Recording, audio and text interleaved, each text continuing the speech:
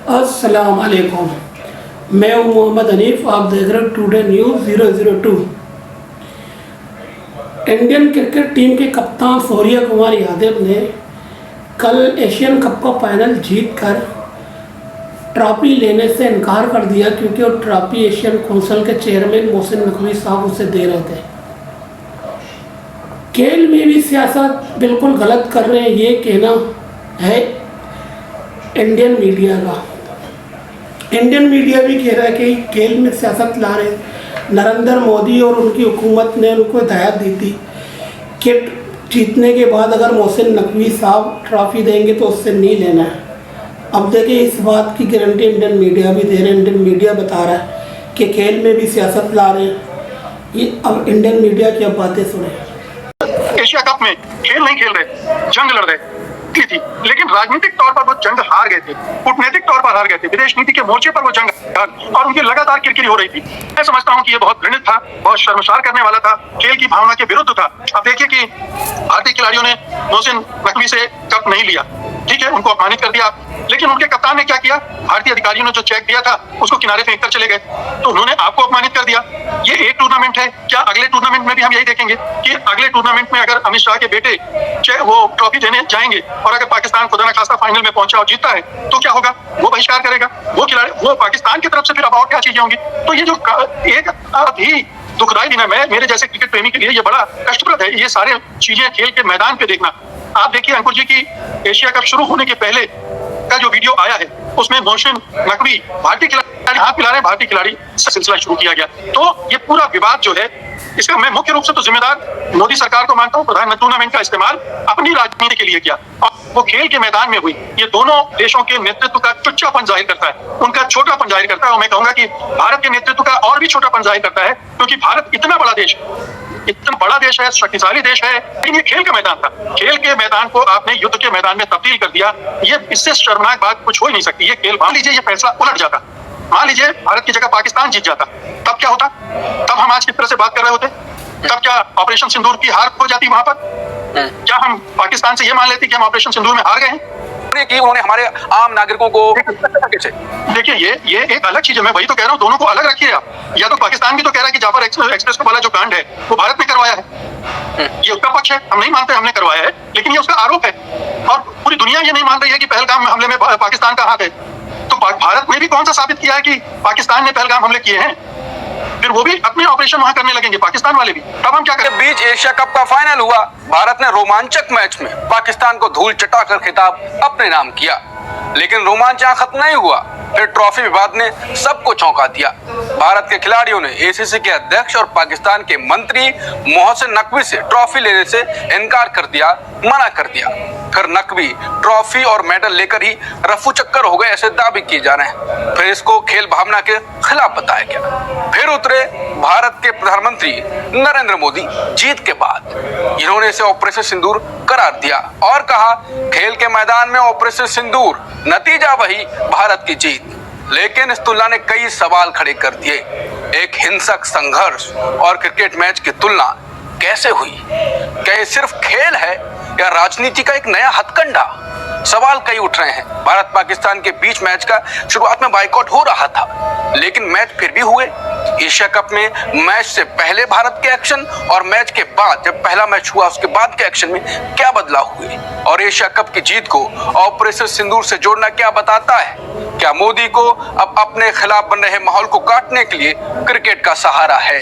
क्या मोदी देश की जनता के सामने गुगली डाल रहे हैं या इस गुगली को भी जनता बाउंड्री के पार पहुंचा देगी? क्योंकि जनता इस लेग स्पिनर की स्ट्रेटजी समझ चुकी है। इस विवाद की असल कहानी मैच से पहले और मैच के बाद भारत के एक्शन और मोदी की रणनीति को समझाएंगे हमारे फोर्थ अंपायर मुकेश कुमार जी। नमस्कार, मैं हूं अंकुर और आप देख रहे हैं सतंदी का धमाकेदार शो बेबाक मुकेश, जहां बेबाकी से सामने लाते हैं वो सच जिसको ट्वीट करके या बाकी तरीके से छुपाने की कोशिश की जाए। मुकेश जी, एशिया कप का फाइनल मैच विवाद जो सबके सामने है, सबको पता भी होगा, क्या है ये?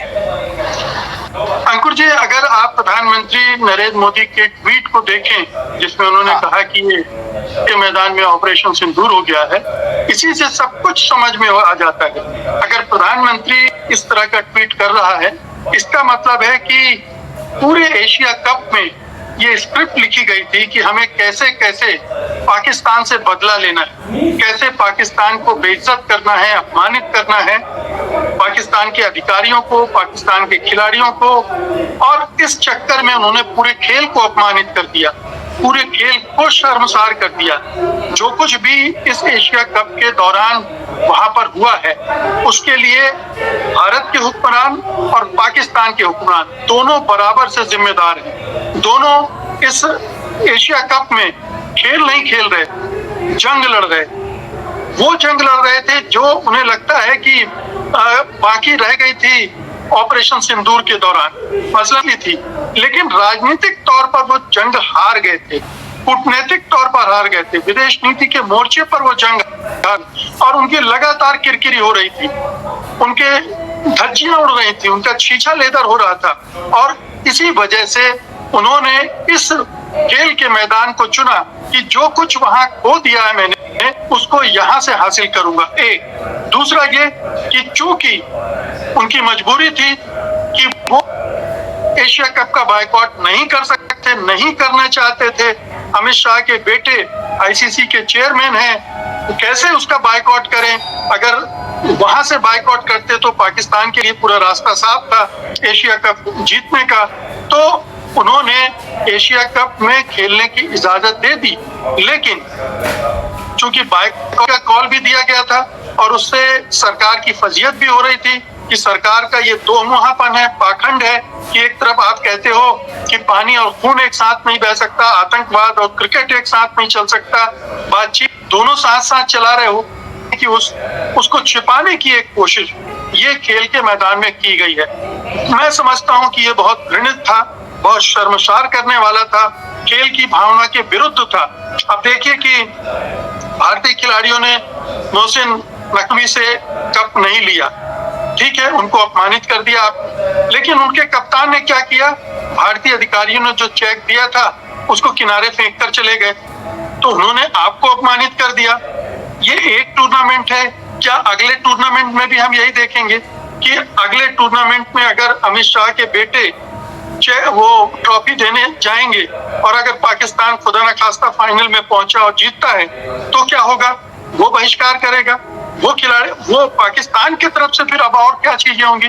तो ये जो एक आक्रमण फिर प्रत्याक्रमण ये लगातार चल रहा है, जो हाथ न मिलाने से शुरू हुआ था वो ट्रॉफी न लेने तक चला गया, ये बहुत ही दुखदाई दिन है। मेरे जैसे क्रिकेट प्रेमी के लिए ये बड़ा कष्टप्रद है, ये सारे चीजें खेल के मैदान पे देखना। आप देखिए अंकुर जी की एशिया कप शुरू होने के पहले खेल के मैदान पे देखना, आप देखिए अंकुर जी की एशिया कप शुरू होने के पहले का जो वीडियो आया है उसमें मोहसिन नकवी भारतीय खिलाड़ी हाथ मिला रहे हैं, भारतीय खिलाड़ी सहज भाव से उनसे हाथ मिला रहे हैं, सारे खिलाड़ियों से मिल रहे हैं, वो उसमें कहीं कोई उस तरह की भावना नहीं दिखती। लेकिन जैसे ही उन्हें नई स्क्रिप्ट दी गई होगी कि वो सब तो ठीक है, अब करना ये है, और फिर ये विवाद का सिलसिला शुरू किया गया। तो ये पूरा विवाद जो है, इसका मैं मुख्य रूप से तो जिम्मेदार मोदी सरकार को मानता हूँ, प्रधानमंत्री मोदी को मानता हूँ, जिन्होंने इस टूर्नामेंट का इस्तेमाल अपनी राजनीति के लिए किया और वो खेल के मैदान में हुई। ये दोनों देशों के नेतृत्व का टुच्चापन जाहिर करता है, उनका छोटापन जाहिर करता है, और मैं कहूंगा कि भारत के नेतृत्व का और भी छोटापन जाहिर करता है, क्योंकि भारत इतना बड़ा देश है, इतना बड़ा देश है, शक्तिशाली देश है, इतनी बड़ी जनसंख्या वाला देश है, उसका दिल और दिमाग बड़ा होना चाहिए उसे। लेकिन ये खेल का मैदान था, खेल के मैदान को आपने युद्ध के मैदान में तब्दील कर दिया।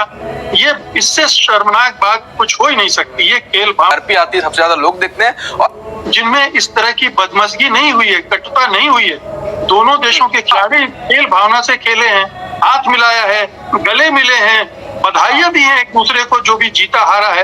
तो ये तो हमें उस परंपरा को आगे बढ़ाना चाहिए था, हमें और पाकिस्तान के साथ मिलकर। मैं तो ये जानना चाहूंगा कि क्या भारत सरकार ने, मोदी सरकार ने आईसीसी को ये बताया था कि हमारे खिलाड़ी मोहसिन नकवी से ट्रॉफी नहीं लेंगे?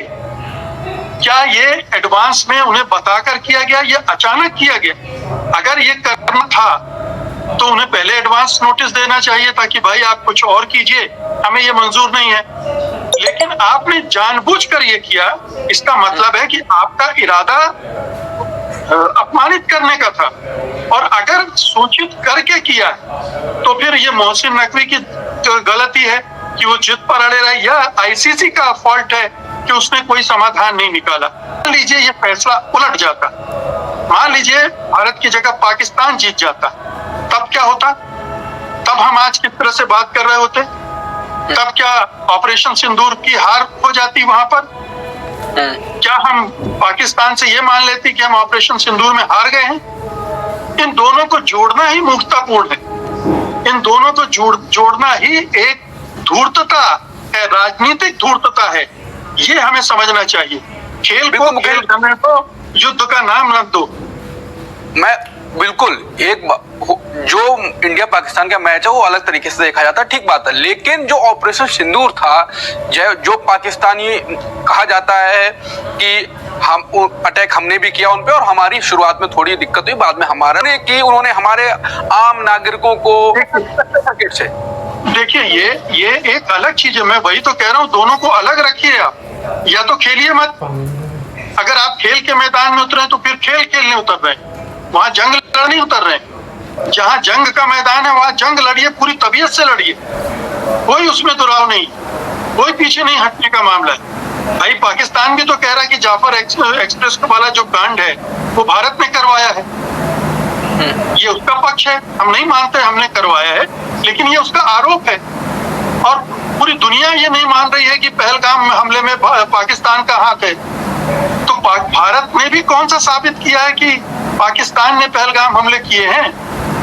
ये बहुत सारी चीजें ऐसे हैं जिनसे अभी हमें उनकी सच्चाई का पता नहीं है। लेकिन इस सच्चाई को हम दरकिनार करते हुए युद्ध को अलग रखें और खेल को अलग रखें। मेरे कहने का मतलब ये है जी, मैं यही कहते हैं, ये अंतरराष्ट्रवाद, ये भावनात्मक और भावनाओं और उन्माद पे चलता है। ये सच्चाई पर नहीं चलता, ये तर्कों पर नहीं चलता है। इसीलिए आपको तर्कों से हटाकर, सच्चाई से हटाकर आपको भावनाओं की तरफ ले जाया जा रहा है, एक उन्माद पैदा किया जा रहा है जिसमें। उम्मीद करता हूँ कि आपको ये वीडियो पसंद आई होगी। इस तरह के वीडियो अगर आप देखना और सुनना पसंद करते हैं तो लाइक करें, शेयर करें, कमेंट करें, सब्सक्राइब करें। इंशाल्लाह मिलते हैं नेक्स्ट वीडियो के साथ। अल्लाह हाफ़िज़।